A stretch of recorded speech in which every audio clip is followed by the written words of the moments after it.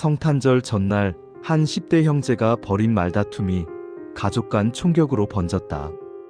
2023년 12월 24일 크리스마스 이브, 미국 플로리다주 피넬라스 카운티 라르고. 14세 남동생 다마커스 콜리와 15세 형 다르커스 콜리는 크리스마스 선물을 누가 더 받을지를 놓고 쇼핑 중 말다툼을 시작한다. 이 다툼은 할머니 집으로 이동한 후에도 계속되었고, 결국 14세 남동생이 총을 꺼내 형에게 겨누며 위협했다. 23세의 누나 아브리엘 볼드윈이 14세 남동생에게 크리스마스인데 왜 이래? 라고 하자 남동생은 누나의 가슴에 충격을 가했다. 당시 누나가 안고 있던 11개월 된 아들은 다치지 않았다. 총소리를 듣고 나온 15세 형이 동생을 쏜 후 도주했다가 체포되었고, 복부 부상을 입은 남동생은 병원으로 옮겨져 수술을 받았으며 1급 살인 및 아동 학대 혐의로 기소되어 치료를 마친 후 플로리다주 소년 사법부 보호소 또는 구금시설로 이송될 예정이나, 검찰은 특히 누나를 숨지게 한 14세 남동생의 범행이 중대하다고 판단하여 소년법이 아닌 성인 법정에서 재판을 받게 할지 여부를 검토한다고 하였다. 형은 1급 살인 미수 및 증거인멸 혐의로 기소되었다. 사건 직후 자해 우려로 정신건강시설에 수용되었다가 청소년 감정센터로 이송되었다. 여기까지가 형제들의 알려진 소식이며 이후 소식은 알려지지 않았다. 형제가 사용한 총기들은 잠기지 않은 차량에서 훔친 도난 총기였던 것으로 밝혀졌다. 형제는 이전에도 여러 건의 차량 절도 및 절도 혐의로 체포된 이력이 있는 상습비행 청소년들이었다.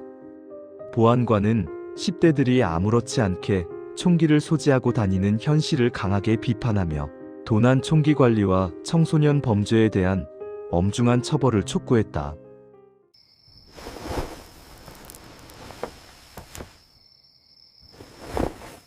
(2024년) 크리스마스 이브에 브라질에서 일가족 3명이 혈액에서 맹독성 물질인 비소가 함유된 케이크를 먹고 사망하는 사건이 발생했다.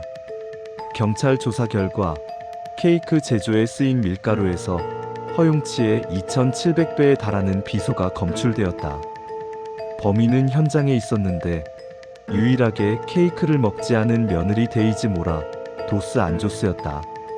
데이지는 시어머니 집에 몰래 들어가 밀가루 봉지에 비소를 섞어두었고, 이를 모른 시어머니가 그 밀가루로 케이크를 만들게 했다.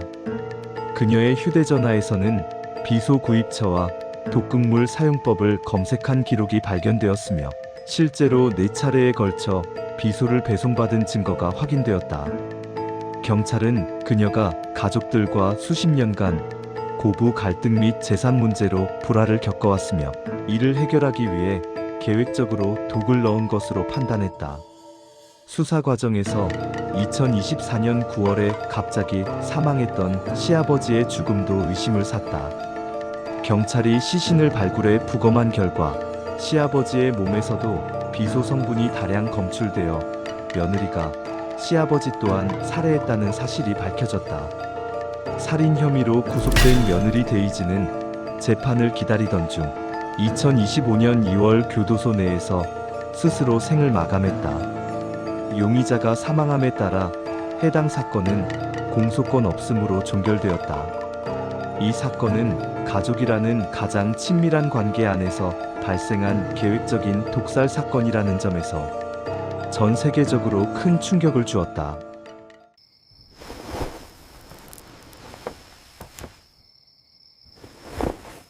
(2023년 12월 24일) 러시아 첼라빈스크.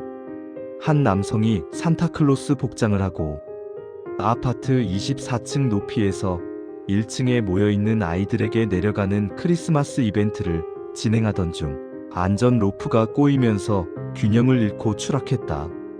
산타클로스 복장을 한 남성은 현장에서 사망했다. 계획은 24층 건물에서 내려와 1층 크리스마스 트리 옆에서 기다리던 아이들과 인사를 나눌 예정이었다.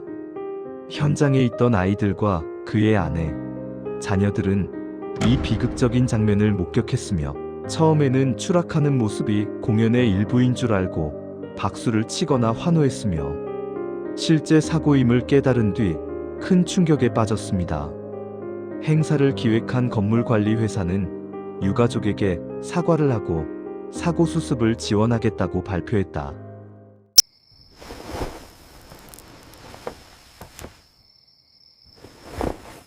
(2024년 12월 24일) 경기 양주시에서 부모와 남녀, 어린이 등 모두 4명이 숨진 채 발견돼 경찰이 수사에 나섰다.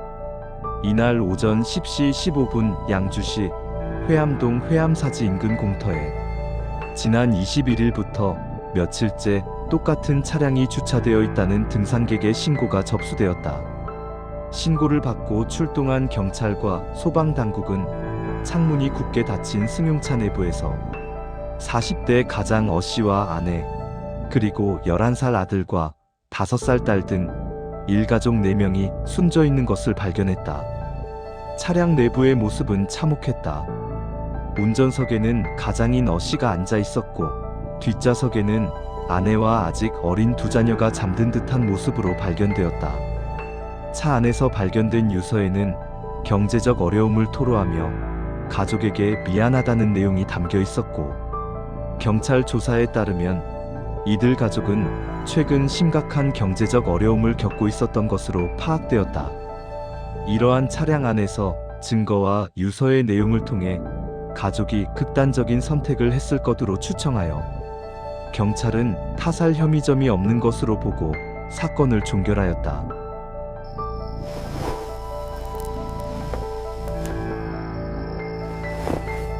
(2017년) 성탄절, 러시아 톰스크 지역 강을 가로지르는 철교 위에서 한 젊은 커플이 크리스마스를 기념하며 번지 점프를 시도했다.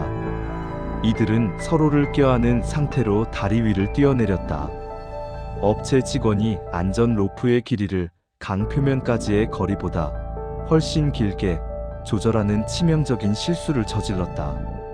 커플은 낙하 도중 로프가 팽팽해지며 제동이 걸리기 전 꽁꽁 얼어붙은 강 얼음 표면에 그대로 충돌했다. 당시 현장 영상에는 커플이 비명을 지르며 떨어지다 둔탁한 소리와 함께 얼음 위로 고꾸라지는 충격적인 장면이 담겼다. 두 사람은 충돌 직후 의식을 잃었으며 두개골 골절과 다발성, 장기 손상 등 생명이 위태로운 중상을 입어 즉시 병원 집중 치료실로 이송되어 장기간 치료를 받았다. 러시아 당국은 해당 번지점프 업체를 안전수칙 위반 및 과실치상 혐의로 기소했다. 조사 결과 해당 업체는 적절한 안전장비 점검이나 높이 측정을 소홀히 한 채 불법적으로 영업을 해온 것으로 드러났다.